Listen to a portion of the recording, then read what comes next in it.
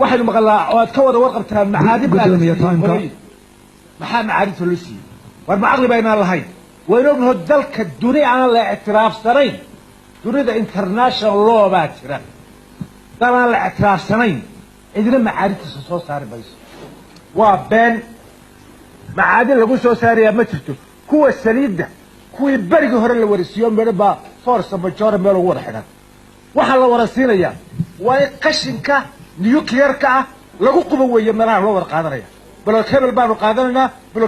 qaadanayna war waxa soo saaran yaa arkay maal baqaar baa la baxshaa maqasheen sumba lagu daadinaya la geenaya maxaa dhulka wax kale oo kala jeeda ma jirto laynka soo dhan waxa soo layn samaacada ku rakiban oo lagu aasay samaacadahan oo kale bahalaasa ku aasan bahalaasa dhulka dhageysanaya dhulkay ku jiraan marka waxa weeye markay dhulka kaga gariiriyaanba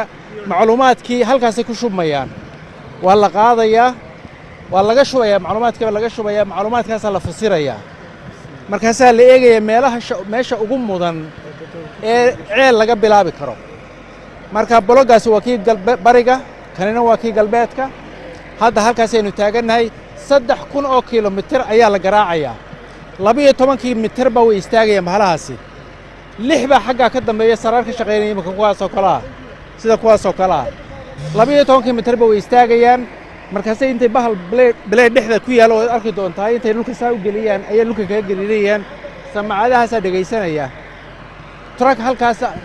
yaalo recording taragana moogta isaga marba amraya oo amar buu siinaya moogta 12 kiiloomitir way istaagayaan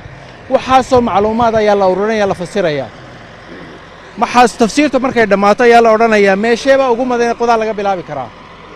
marka waxay shaqadaas inoo soconaysaa ilaa 8 bilood bay inoo soconaysaa marka haddii marka ay macluumaad rajala noqdaan waa markaynu qodaalka bilaabayna aynu ogaanaynaa halka aynu qodaalka ugu madan ka bilaabi karno mashruuca saaminta shidaalku wuxuu si rasmi uga bilaabay gobolka Sanaar iyo Togdheer waxaana u gudbi doonaa gobolada Daadbaleen Maroodijeex Hawd iyo Sanaag hase yeeshee waxaa reeban in sharciga gacanta lagu qaato ama la taago hawlgallada saaminta shidaalka waxaan u digayaa cid kasta oo isku dayda inay abaabusho khalkhal iyo rabshado lagu waxyeeleynayo amniga nabadgelyada iyo midnimada ummadda Jamhuuriyadda Soomaaliland waxaan si cadceed oo cadeynayaa in dawladda aan dulqaadan doonin dibindaabyada dalka iyo dambiyada abaabulan ee qaranka lagu duminayo